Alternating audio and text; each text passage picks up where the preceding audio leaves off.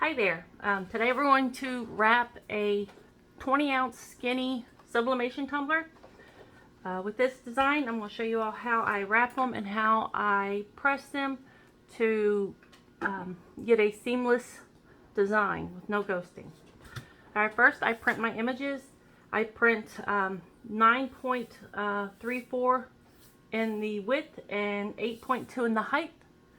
I trim off this side here that has the extra piece, and then I take it, wrap it around my tumbler,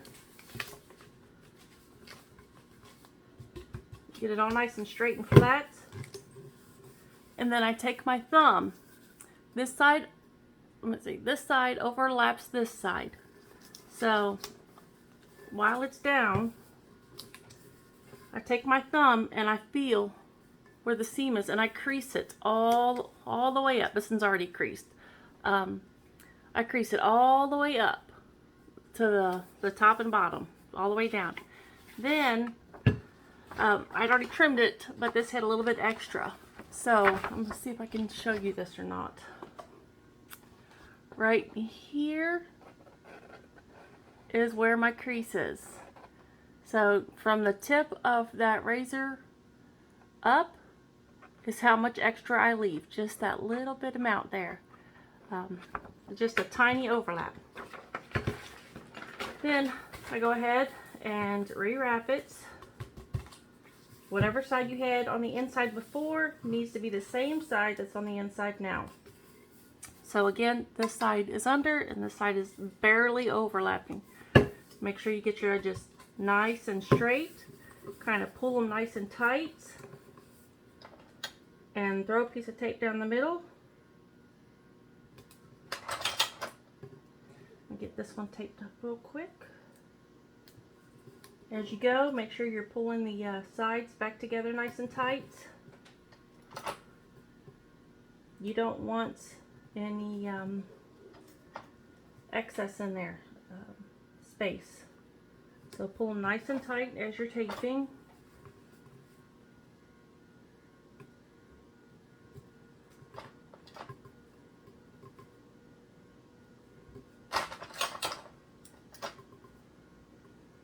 Alright, I take top and bottom, and again, I'm going to run my fingernail up the crease of the tape. Give it a nice crease, and then I'm going to do the whole tape. Make sure it's all nice and down. And then just out of habit, I take 2 more pieces of tape at the top and the bottom and lay it over my tape. Just the extra support to hold the tape down. Alright. Alright, my oven or my heat press is ready. My tumbler press. Alright, when I do this, I never have the seam up or straight down. I always have the seam on the sides of my press. I do it for 1 minute a side. And then once that's done, I will pull the ends closer to the middle and repress the ends. I'm doing it at 350 for 60 seconds.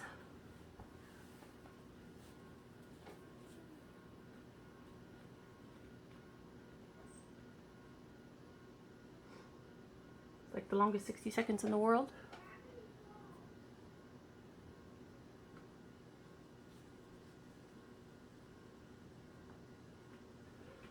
This particular heat press, yesterday I did a 35-ounce skinny, and there was still room on the ends in it. This came from P&W, home of the pink tumbler press. I think it was about 400, somewhere in there. It's a great press. It's worked great. No problems. I also, which you might not be able to see, have this one, which came with my shirt press. It's a Vivo Home 11 in 1, and I still use this small one here. Same process, but I do half a cup at a time in it to make sure everything is in the heat. Same time, same temp, same process. Alright. Okay, now we're going to turn it remembering to keep that seam on the sides in there.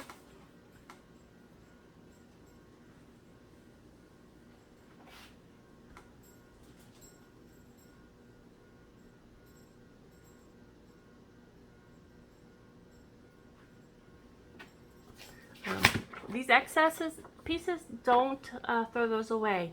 I have a little bit of that image on here, so I'll trim that off. But when I have smaller images like bookmarkers or something like that, I just set my paper. I measure this, see how big it is, and set my paper at this size in whatever program I'm designing, and that way I know the image will stay this size. Imprint on that piece of paper.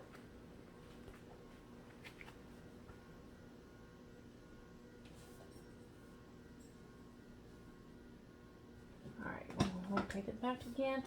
I'm going to pull it forward a little bit just so my ends are right in the middle, because if you have your heat gun and you check your press, which you should do periodically, is check it with a heat temperature gun to make sure it's staying at temperature. You'll notice the center of your heat press is hotter than the outer sides. That's just where the heat initially comes in and then spreads out through the wiring. This way I know for sure I've got a good press on every side. And now when I do the ends, I do them for about 30 seconds.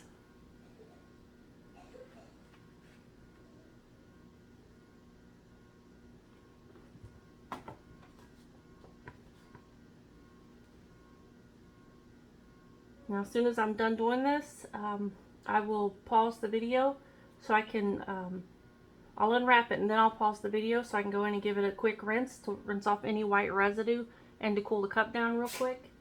And then I'll restart the video when I come back so I can show it to you.